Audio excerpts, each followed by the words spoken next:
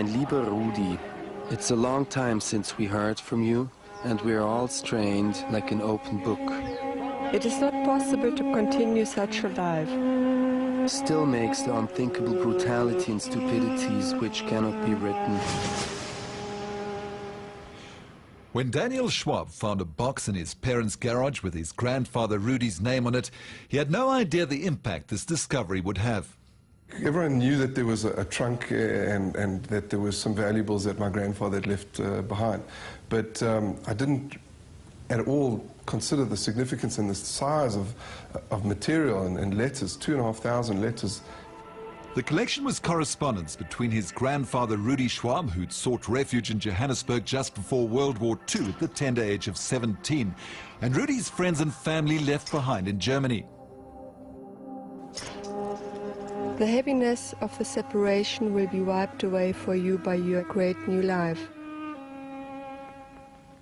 Now, how did Rudi find himself in South Africa? In 1933, when Hitler came to power, my grandfather was the head of the Jewish youth movement in that area. And he was one of the first people that was picked out to be arrested. His best friend turned out to be a Nazi party member. So he got this tip-off from Karl Kipfer, his Nazi friend. The first ticket he could get out of Germany, he took. And then the first country that accepted him was South Africa. Bandits came to visit your father on 8th November and totally wrecked the place. The jewelry was stolen, boxes thrown all over the place. As a young Jewish person, you are taught extensively about the Holocaust, and it's an integral part of any Jewish person's life. And, you know, the awareness was there, but it never sunk in about what had my grandfather been through. And there was a whole generation that had obviously been murdered during the Holocaust. It was Daniel's sister Ricky who'd originally found her grandfather's trunk.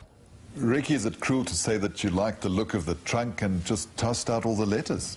The letters were in German, so I never gave it a thought that they could be letters spanning such a long time or have such valuable information. The fact that the letters survived for more than 70 years is something of a miracle in itself. They were kept in this trunk in the garage when the house burnt down in the mid-80s. And then, about a decade ago, Ricky liked the look of the trunk, got it restored and dumped all the letters in a cardboard box, which gathered dust in the corner over there.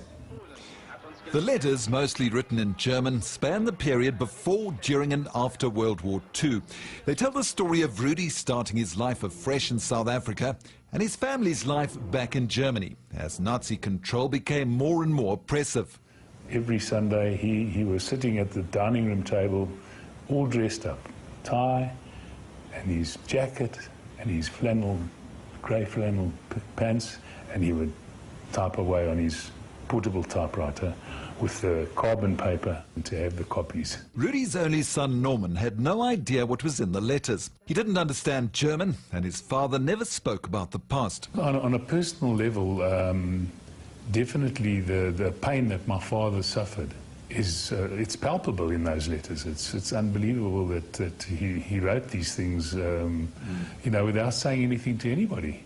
Your mother, full of courage and strength, on a train to Poland, from where no one, nor even a message, comes through to the outer world. The fact that it was hidden for so many years. You think it's a history 70 years ago, we know it all. Suddenly you find a collection of 2,000 letters.